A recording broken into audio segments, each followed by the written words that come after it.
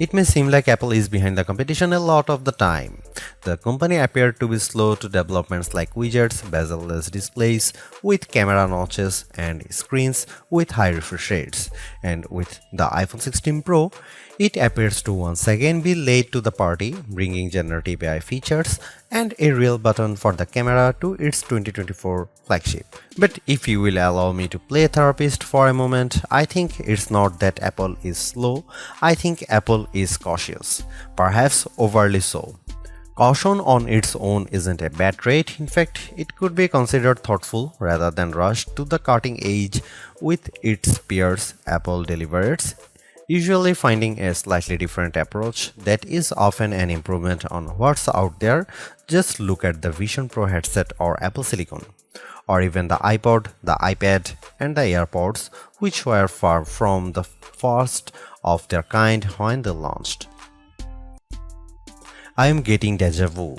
Looking back at my review of the iPhone 15 Pro, I see a picture of that phone and its predecessor lined up by side to show just how much thinner the bezels are. Apple has once again trimmed the borders on its flagship phones, but while doing that enabled it to reduce the handset's size in 2023. This year it allowed the company to cram in larger screens without much change in footprint. The iPhone 16 Pro and Pro Max displays have increased in size from 6.1 inches and 6.7 inches up to 6.3 inches and 6.9 inches respectively. Both handsets have grown ever so slightly too, by just under 1mm in width and about 3mm in height. Basically, the iPhone 16 Pro and Pro Max are a hair wider and taller than their predecessors but maintain the same 8.25mm profile, and yet in spite of this minimal change, you won't be able to keep your old cases if you are upgrading from an iPhone 15 Pro to an iPhone 16 Pro. Not only would the cases not quite fit, you'd also need something with either a cutout or a sapphire crystal and conductive layer to be able to use the new camera control. Of course, Apple sells compatible cases, as do some third parties like OtterBox, so you have plenty of options. I have spent most of this year's hardware review season remarking how Samsung and Google's flagships feel like iPhones, and I have now reached a strange inception point. As I have been comparing competing phones for this review, I have been surrounded by about a dozen handsets from all these different companies on my couch, including last year's iPhone, the Galaxy S24 Plus, and the Pixel 9 Pro and Pro XL. Trying to figure out which one is the iPhone has become more confusing than ever, as they all feel similar in build. The best way to verify at a glance is looking at the camera arrays or my wallpaper. All that is to say that the iPhone 16 Pro feels similar to its predecessors, which is what these other companies have been attempting to emulate. Apple would be right to feel flattered by this imitation, and yet I have to wonder if it's time to do something different.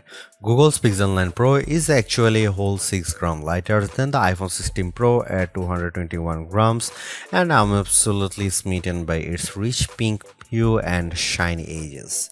Though I like the new golden desert color for the iPhone 16 Pro, I do wish Apple's premium flagship had more fun and vibrant exteriors. That said, I do love the base iPhone 16 in pink, teal, and ultramarine. Arguably, the biggest change to the iPhone 16 lineup, not to mention the iPhone 16 Pro, is the introduction of camera control. This is a button on the right side of the device which has touch and pressure sensors on it to enable greater control with swipes and semi-presses. One of the things this was supposed to do was let you push slightly on the button to trigger focus, similar to what half pressing a DSLR shutter button would do. That function won't be available at launch, so I can't say if it's effective. But by the large, camera control is a very Apple approach to a feature that has been around for years. From phones by Sony and Nokia with dedicated shutter buttons to Android handsets with hardware-based double-click shortcut, the notion of quick access to your camera without having to fudge with The screen is a popular one, for good reason too. I've hated having to swipe or long press the icon on my iPhone's lock screen in the past, and even though I could set the iPhone 15 Pro section button to open the camera, it just wasn't positioned well and I'd have to give up my mute button. So, Apple isn't breaking new ground with its hardware shortcut for a frequently used app, but it does do a few things differently. With the touch sensor, you can swipe on it to tweak things like exposure, zoom levels, and tone, and the half press still works as a way to select options or go back out of menus within the camera control interface. In theory, it's a nice way to make changes in the fly. In reality, there are a few issues and they largely have to do with placement. The button sits a little farther from the base of the phone than I'd like, so my fingers have to reach a bit more to press it, whether I was in landscape or portrait mode. This wasn't usually a problem when I had both hands free and could steady the iPhone with my other hand and readjust my grip. But if you are trying to take a quick shot with just one hand, the button's location can feel unintuitive. Of course, everyone has different finger lengths and ratios, so it's entirely possible that other people find this logical. It also depends on your grip. If you are cradling the bottom of the device in your palm, it's harder to maneuver.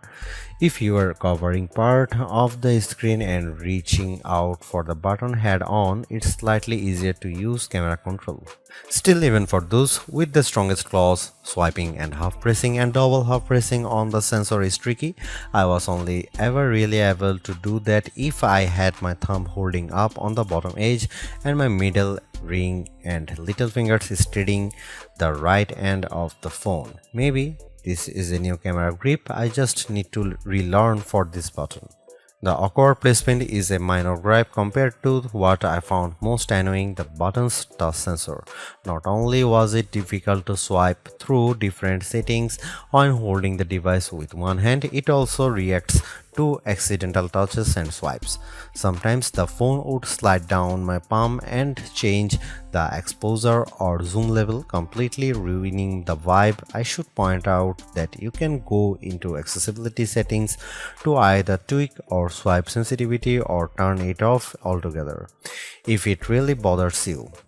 Honestly, if you are planning on making adjustments with camera control, it's best to have time, patience, and both hands free. In those situations, I had a lot of fun editing settings and watching them by reflected in the viewfinder in real time.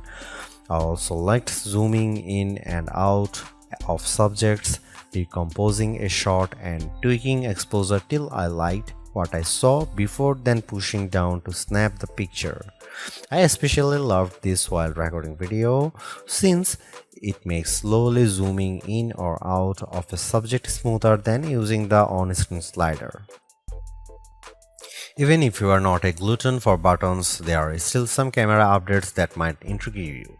This year's flagships sport what Apple calls a 48-megapixel fusion camera, which has a faster quad-pixel sensor.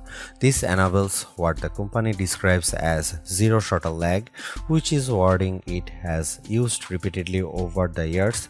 In this case, it's referring to how quickly the camera will capture a shot after you press the shutter button.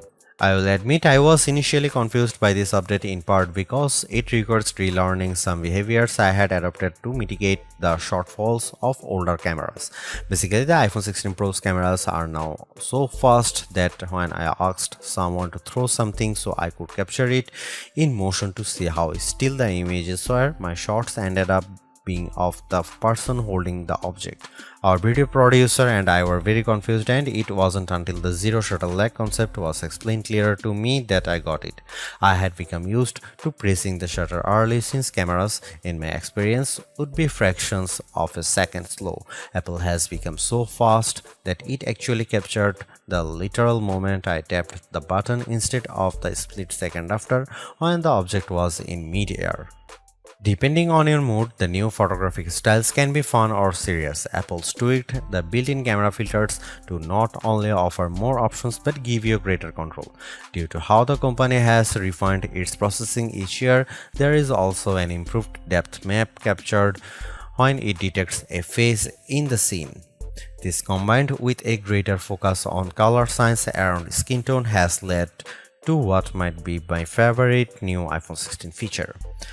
Whether I shot them in portrait mode or not, photos of people what I took using the iPhone 16 Pro were a dream to edit. Simply switching between the standard, natural, luminous, quiet or ethereal styles already resulted in improvements to be colors and shadows, but I could also tap on each thumbnail to across the new editing touchpad and drag a dot around. This let me more precisely tweak the hues and contrast levels, and an additional slider will let me adjust how warm the image was.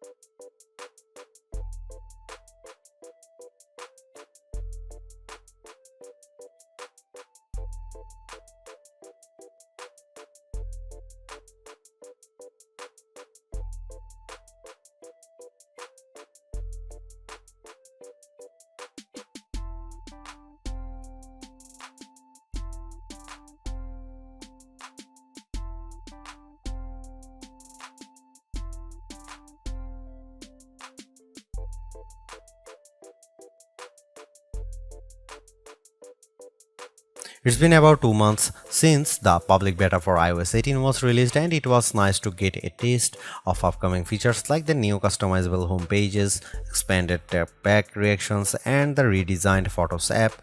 With the iPhone 16 launch, iOS 18 is basically ready for prime time with some caveats. This year, more than ever, it's hard to figure out what's coming to your iPhone and what isn't.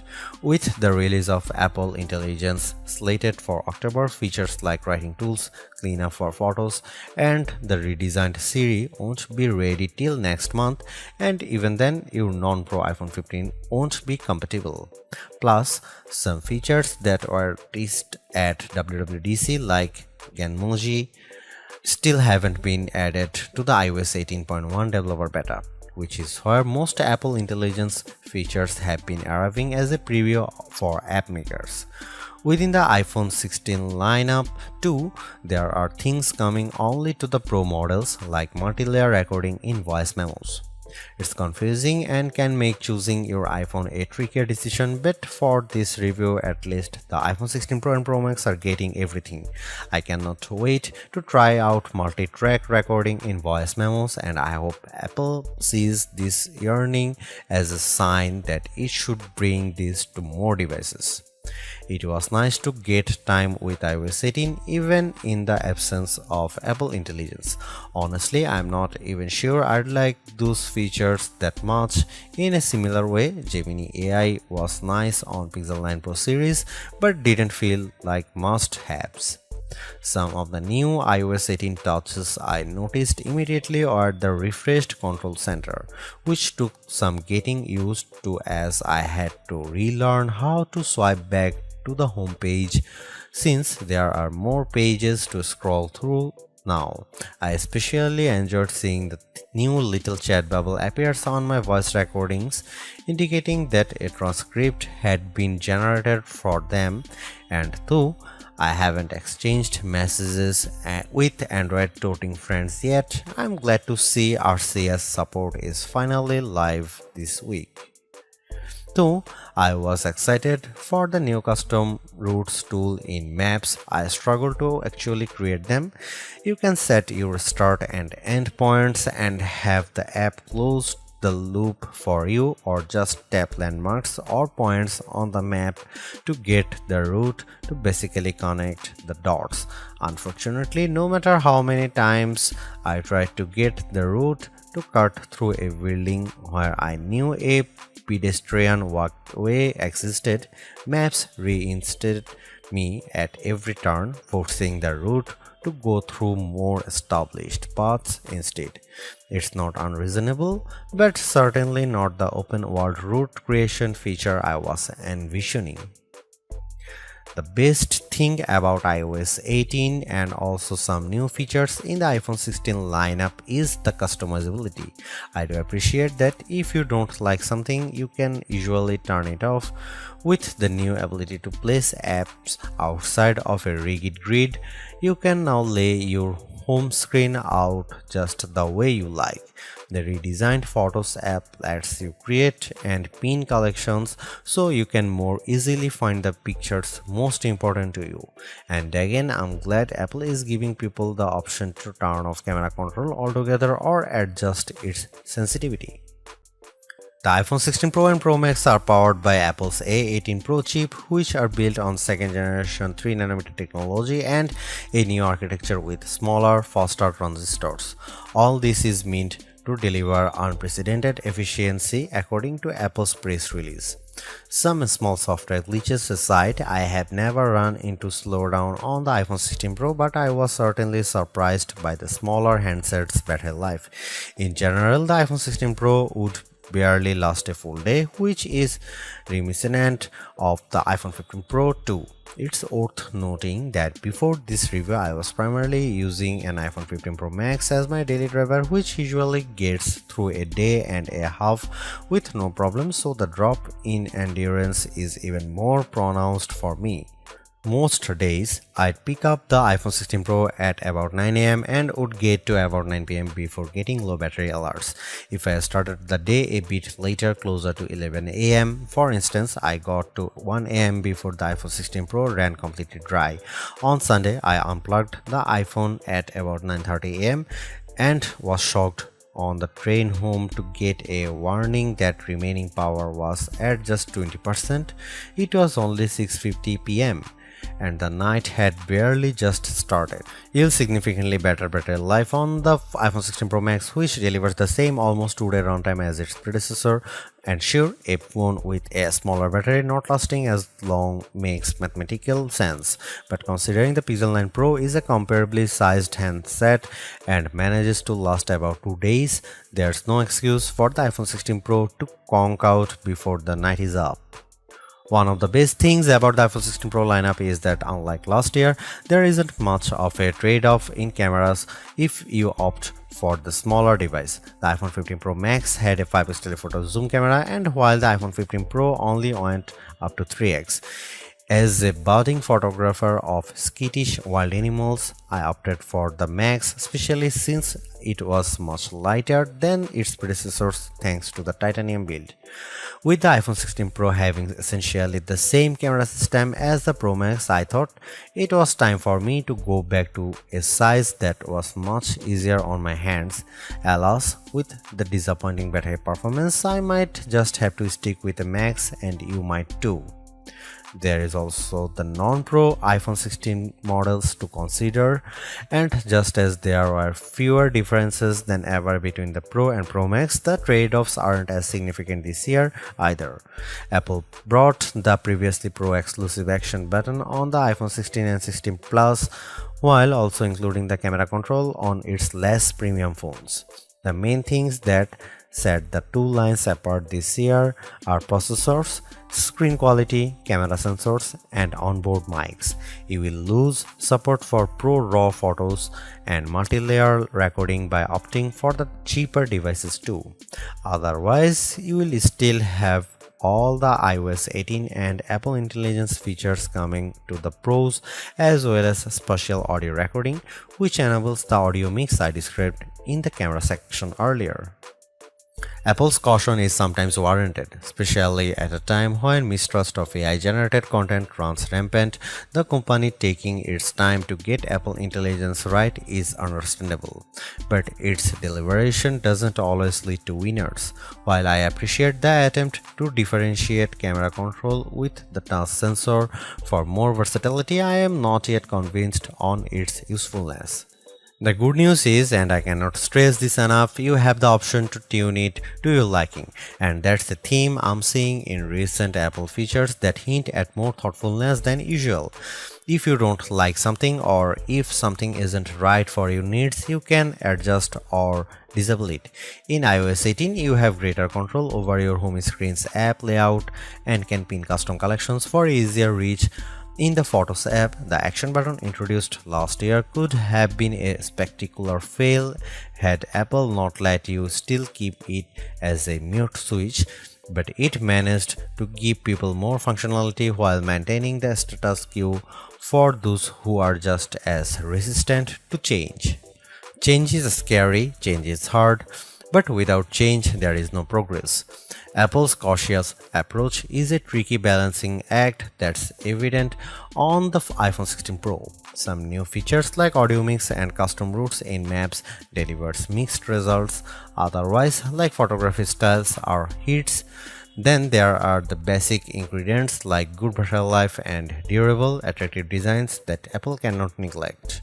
The iPhone 16 Pro's subpar battery life holds it back from beating the competition, which is stiffer than ever this year, especially from Google.